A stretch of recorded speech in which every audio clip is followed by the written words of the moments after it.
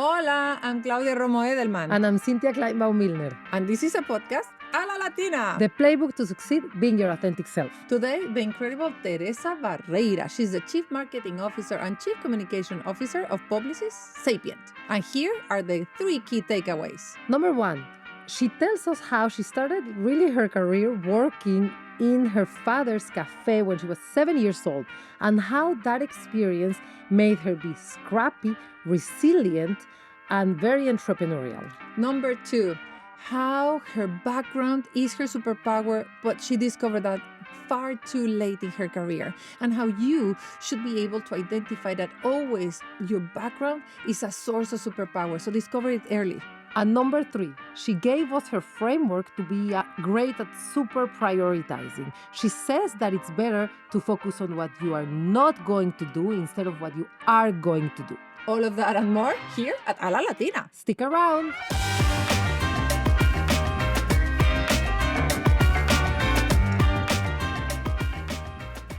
Before this episode starts, go to alalatina.com and sign up for our newsletter. We've put together a ton of career advice and worksheets that you can download to manage your career and get to the top in half the time with half the bruises. A La Latina. Today, the incredible Teresa Barreira. She's the Chief Marketing Officer and Communication Officer of Publicis Sapient. Teresa has over 25 years of global B2B marketing experience in companies like IBM and Accenture, as well as startup software organizations. She is the former CMO of Deloitte Consulting. She has received not 1, not 2, but 3 Clio Awards, and she's the Global ACE Award recipient for social impact documentaries that she has produced. It's such an honor having you here with us. Bienvenida. Thank you. I'm very excited to be here. Tell us, who are you? What's your story? What made you be who you are and what you do today? How much time do you have? Yeah, let's go. I am originally from Portugal. I grew up in a small village of less than 1,000 people, northern part of Portugal. Mm-hmm. It was a very rural village. Well, most people lived off the land. And, a lot of people didn't have running water, including my grandmother. Uh-huh. But it was a beautiful community. My parents in that village were small business owners. Mm-hmm. They owned a cafe, a restaurant, and a grocery store. So I grew up working in those business. When I think back, our cafe was sort of the town public square, uh-huh. where all people came together to have lively conversations, to debate. Now, traditionally, only men came to the cafe. Women would only came in the weekend, which it really forced me to have a voice and to speak up. And that was a phenomenal experience because it really, really shaped who I am today and the way I think. Were there any role models, or who were you looking up to in that community that made you say, I'm going to be a CMO in Boston and I'm going to have this high-powered job? Like, how did you envision your life? Yeah, that's a great question. I would say I had a lot of role models throughout my career and a lot of help along the way. But my mother, in terms of the biggest influence in my life, was probably her. You moved here with your mother? I moved my mother and my sister. So my father had this business. And when I was 12 years old, he had a heart attack and he passed away very unexpectedly. So all my mom's siblings, they were already living in America, in the suburbs of Boston. My grandfather actually had emigrated many years ago to the United States. And the tradition back then is the men emigrate and the women stay behind. In my case, my mother was the oldest, so the one stayed behind. Yeah. And the others went with my grandfather. So my grandfather had this whole life, and I had all these aunts and cousins in Boston. They would see him in the summer. So they said to my mother, "Why are you there? Move here." So that's where, we get the whole immigration process. And then 5 years later, we moved to America. Mm-hmm. So think about this woman, 45 years old. She left everything she knew behind. So she had to arrive in a new country, a new language. Mm-hmm. She's probably the most resilient and stronger woman that I probably ever met. And she really, really believed in education. Yeah. For her, that was freedom. Tell us more about the values that helped you jump to be where you are, that have made you successful. Absolutely. And I often tell this to people, especially people on my team. The way I lead today, actually, I didn't learn to work in larger companies and like IBM or Accenture or Deloitte. I actually learned it from my culture, from my background, and from my childhood. I learned those values from the early age when I was working my parents' business. My father, when he passed away at 12 years old, I took over the store. We had a grocery store. I had to manage the entire store. Right, small business as well. Yeah, exactly. I had to be the marketing, the sales, the accountant. I deal with the distribution, the vendors. I place all the orders. I did everything. And what it taught me is how to be scrappy, how to be entrepreneurial, how to be resilient. My leadership today comes from those values. Those are the things that really inform the way I lead. I lead always with innovation. I'm always looking for different ways to do things, how to change, how to always be ahead. I'm a CMO today, and I believe the CMOs today, they constantly have to evolve. They constantly have to change. Scrappy. Totally scrappy.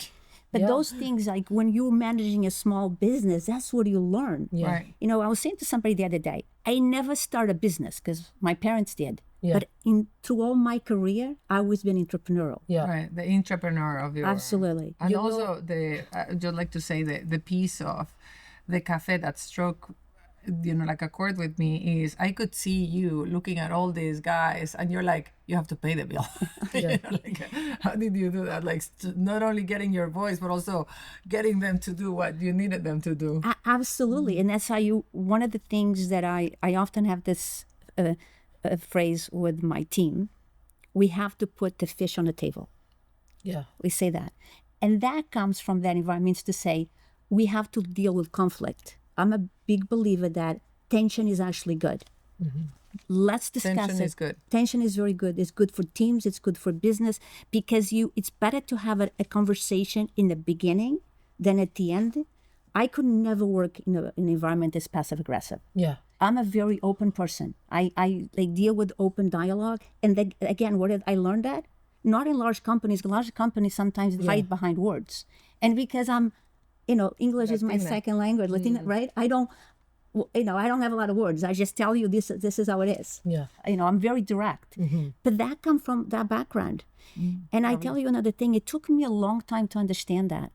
A very long time in my career. To understand that you could like debate and have healthy tension or? Understand that my background was my superpower. So my mother, again, she would not have it any other way. She worked 2 jobs. I mean, she worked in a factory. She worked in a hotel as a housekeeper in the evening. So we could go to university. So we did that. My sister and I went to university. So because I didn't know any other professions, she would say to me, you are going to university and you're going to be a doctor or a lawyer. That's it. And if you can't go do one of those two, you're going to be a banker. Okay. That's no other way. So I went to university as a pre-med major, and I was a pretty good student. And in my sophomore year, I come in contact with organic chemistry. Yeah, we were not friends. No. I realized I'm not gonna be able to be a doctor. I can't be in a lab. So then I said, okay, I have to be a lawyer. So I switched my major to political science and economics. Now, I'm a political science major, right? I hardly speak English. So I go to college. I changed to political science and economics and international relations. I'm going to go be a lawyer. And I start studying for the LSATs. And as I'm studying for the LSATs, I'm realizing I don't think this is for me. And one day, my roommate, she was a business major. She said to me, you should take the GMAT. And I'm like, what is the GMAT? It's an exam for business school. I think you'd be good in business school. So literally, I went she was taking the test. I went with her to this auditorium, brought a $50 check, and I never studied, but I had studied for the LSAT. But I had never studied for the GMAT. I walk in there, give the check, take the test, and to my surprise, I did well. So then I applied to business school. I had no work experience, but Northeastern has a co-op program, and they accept me to the co-op program because I had to work for 6 months. Now I associate business school and math with finance. I see. So I said, I'm going to go and finance. I do my 6 months go up in finance. Oh, I hated it. Okay. Spreadsheets. I go back and say, I cannot do this. So I take every elective in marketing. And then I graduate and IBM offers me a job. But IBM back then, this is in the early 90s, they wanted everybody to learn how to sell. We had to go to sales training for 3 months and then go sell. So here I go. And in this sales training, they had this competition. We had to go at the end, with 500 of us, we had to deliver a presentation how to sell this product. And I sold it as I created a business problem. And then I talk about the problem. I never talked about the product because I didn't come from a technical background. And actually I won. I won the competition. They gave me a ThinkPad and they said, okay, go sell. I think everybody has to be a good salesperson, even if you're just selling your story, whatever you're selling, you're an entrepreneur. So it's a good opportunity to start in sales. It is amazing. I actually think everybody should go through that. It's really good because you have to learn how to talk to people, deal with objections, and mostly hardest thing in the sales is asking for the business. Because you could talk to people. I never liked that. I just like to chat with people, take them out to lunch. But what I learned in that process is what I like to do is to present. So with a $50 budget, being scrappy again, every Friday, I would, in Boston at the Copley, I would put together a seminar. I literally took $50, created a brochure, took it to Kinko's, printed, mail it to everybody, invite them to a seminar, and I would give a presentation, and then my colleague give the demo. And that's how we started. And I said, that's marketing. And then they would send me to trade shows, and I became the person at the presentations and the demos. And that's how I realized that's marketing. I want to just make sure that we capture a piece or two of what you said for our audience, which is, you said it took me a while to discover my true superpowers. My background was my true superpower. When you're young, you want to fit in. I didn't want to have an accent. I didn't want to talk about it because everybody, I was in the room, they went to camps, they had vacations. I grew up in a village where people were poor. I didn't think they were poor. I never thought about it. But compared to everybody else, they were. But I never saw it that way. And so you sort of hide those things. And when you hide those things, you lose yourself. A portion of yourself, you lose it, and your personality doesn't come alive.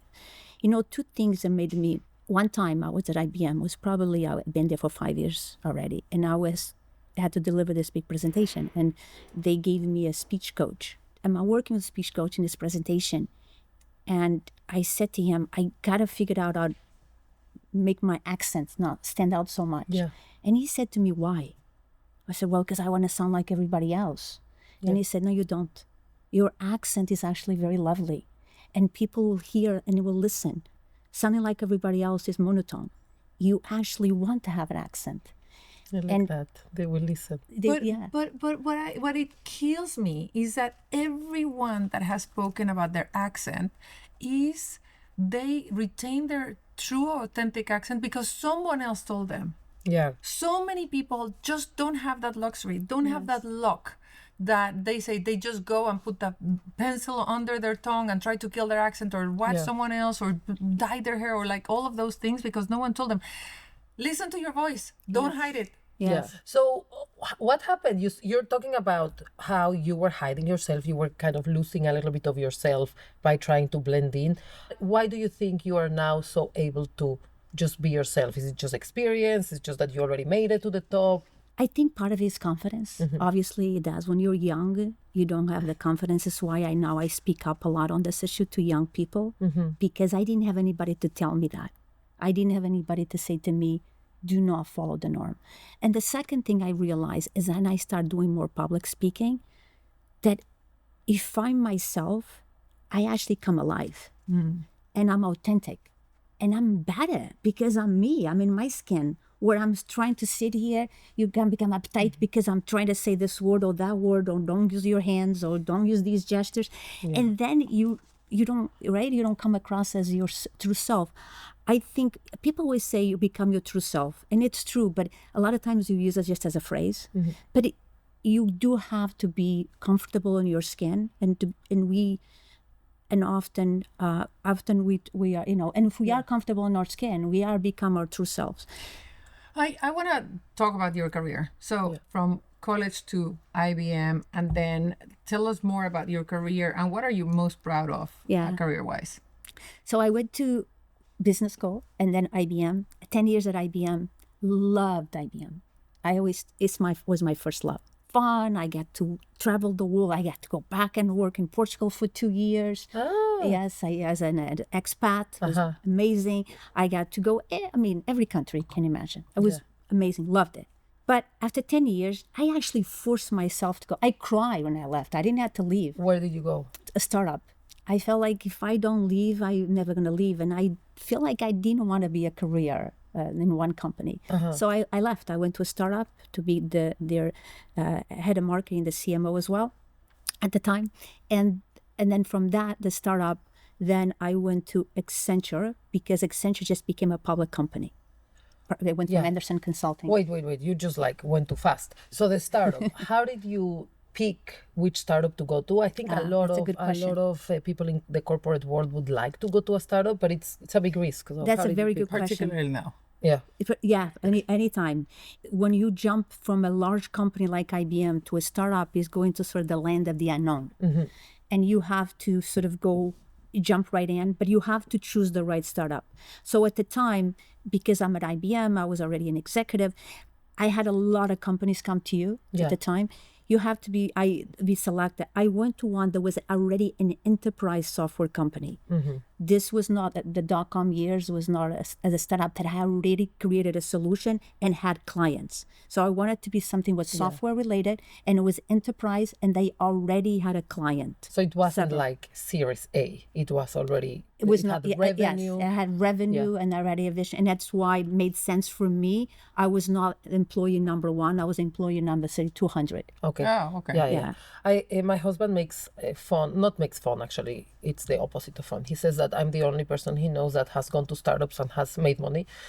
It's not like I was in Facebook, but I've been in 3 startups, and most of the people that I know that went to startups thinking they're going to become millionaires, and most startups fail. So I think if you're thinking about going to a startup, either go late or really do your homework, right? And you want to join an industry that is growing, a company that you believe in the founding team, that has good investors.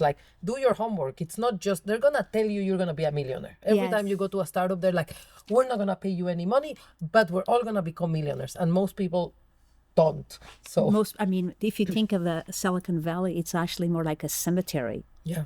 Right? People don't talk about the 99% of companies that failed. You only talk about the unicorns. But absolutely do your homework and go to something you understand. You understand the business. True. Don't go to something you have no idea what they do.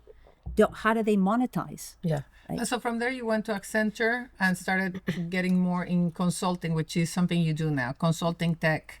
Then I went to Accenture. And I went to Accenture, I actually thought I was going to stay only there for 3 years. Why? To help them, because I wanted to help them productize their service. And then I ended up staying because Accenture it was a really great company for me. I got married, had kids, and really enabled me to be a mother and to be an executive. So for that, I'm always grateful. At Accenture, I learned different skills, different leadership skills. Like when we were talking about earlier, at Accenture, one of the things I learned, and I don't know if I learned or I sort of utilized it, is this ability to less is more. Focus on the things because you're in a large company. What are the thing that you're going to do? What is the thing that makes the highest impact? Because everybody will throw 100 things at you. You can work 80 hours a week, but doesn't mean it was impactful.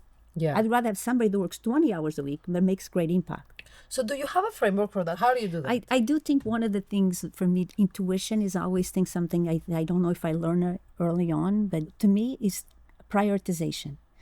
Most people think prioritization is about deciding the things you are going to do. It's the opposite. It's deciding the things you are not going to do. Yeah. So that's what to me, that's what you find. I could work all day long, but pick these things. Like, I'm not going to do these things. Or I'm not going to spend a lot of effort on them. Yeah. That these are the things we're going to do. Now, but that takes bravery. and it takes a risk. So you have to be comfortable if those things don't pay off, that, you might be exposed. Yeah. But I do believe that it's important for us to do that, and especially as executives to make those big bets. So Accenture, because of such a big company, I had to do that. I'll tell you another story back to IBM. I always thought about this. One day I was in Portugal. I went there to launch the IBM software group. Great experience. And I'm in a train going from Lisboa to Porto. In this train with a colleague that came from America to do this roadshow. And we're sitting in the train and we're looking out the window. You see all these like poppy flowers, like farms of all these poppy flowers. And once in a while, you see one poppy flower stands out. You can see it from a distance. And he looked at me and he said to me, "Did you see all these poppy flowers?" I said, "You see once in a while, you see one that stands out?" I go, yeah, I see that. He said to me, "To succeed at IBM, you have to be that poppy flower. Figure out a way that you stand out. That's the only way you're going to succeed in that large company." And that stayed with me. So then I always look, what is the thing that's going to make me the poppy flower? What is the project, the things I should be doing? That's your prioritization. That's a prioritization. And then you deprioritize the ones that are not. And it makes you, it's the company that's going to have the impact in the company. Home runs. Yeah, home runs, absolutely.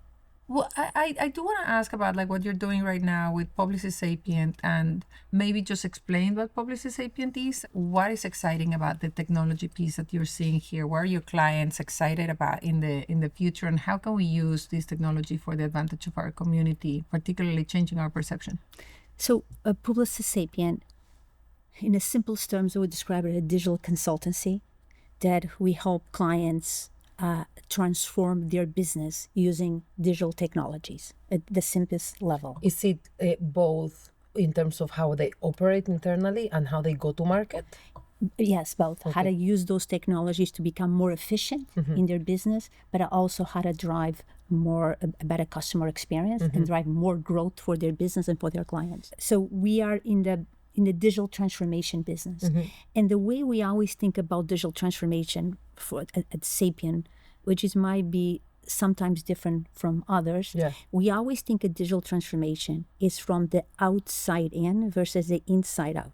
Meaning, what should be driving your transformation, it should be from your customers. What are you doing that's going to impact your customers? It's not to say what you do should do your business, but you should drive it from the outside with the eye in the customer. And that's the way so that we always approach it. So that's as a company. So we work with large brands like Walmart, McDonald's, large banks, and retailers. Your competitors are Accenture and Deloitte, and some of the IT service providers. Like Accenture, Deloitte will probably be our largest competitors. And I joined Publicis Sapient 6 years ago now. And when I joined because I really wanted to transform their business. I remember when Sapient was born in the 90s. I was in Boston. It was like a cool company. It was a digital, sexy company. And then 30 years later, or 25 years later, when they reached out to me, I was wondering what happened to the brand. I think it went sort of to different iterations of the brand. So I wanted to join to help really reshape the company, not just the brand, but the strategy. That's why I joined, because I think a truly CMO has to be a leader that not just drives the marketing, drives the strategy of the company. That's how you're really a CMO. Otherwise, you're just a VP of marketing.